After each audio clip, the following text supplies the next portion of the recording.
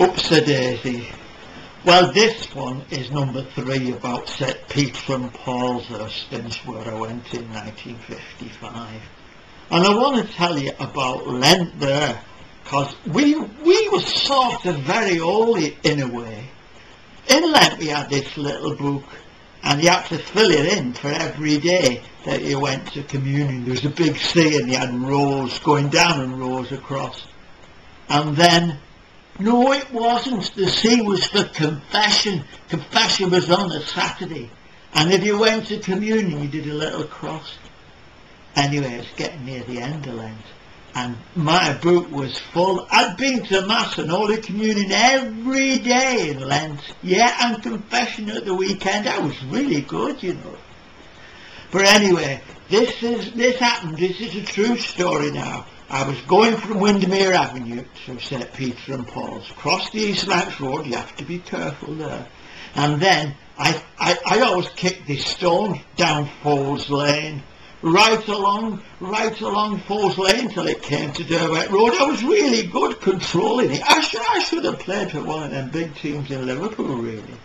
But anyway, I went up Derwent Road, past the school, and just past the school there was these little blackberries, like, you know, growing, and the lovely juicy black ones. And I was going up, and I forgot, because when you go to communion you were supposed to fast before you went, the night before, and then the morning you couldn't eat anything. Well, you know what I did? I picked one of the blackberries, and before I knew what I was doing, it was in my mouth and I was chewing it, and it was just about there when I suddenly realised I shouldn't be eating it. And I was going, I was trying to get it up from there to come out, and spitting it down on the grass. And I kept wondering, did it go down far enough to break me fast? How far did it go down? Will it be like a venial sin if I go to communion, having ate or half ate or quarter ate a blackberry? I don't know. But you know, I wasn't going to spoil my sheet there, because I was going to be one of the best in St. Peter and Paul for going Mass in order. And do you think I was going to miss one out because of that? But I didn't have cough. And I got every little bit of spit that was up in my throat to try to get rid of it. So I was been worried about that for a long time. But St. Peter and Paul's School, I don't think there's anybody I'm talking to now who remembered Father Dillon. He was a great speaker. He used to go in the pulpit, and you should see him. He was going from one side of the pulpit to the other, and he was speaking, and his voice was echoing down the church. I can't remember exactly what he said, but it was something like this. And there will be weeping and gnashing of teeth. And then he'd go back and let that go all around the church, and then he'd carry on.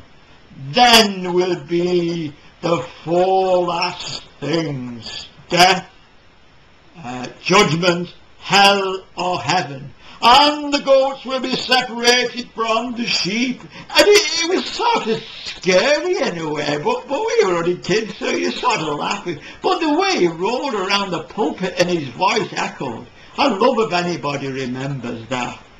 Because the other priest we had was Father Kelly from Clinkermud, and he was very, very quiet like this.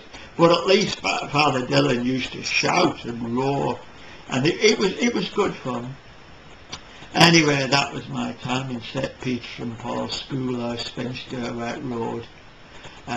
There were some other things, like in a spiritual way, because on the road down to Paul's Lane, they built a church. I used to go to the Protestant church, even though you weren't allowed to.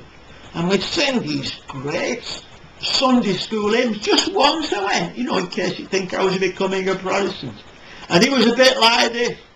The wise man built his house upon the rocks, his house upon the rocks, and it went on like that. And the rain came tumbling down, and the rain came down, and the floods came up.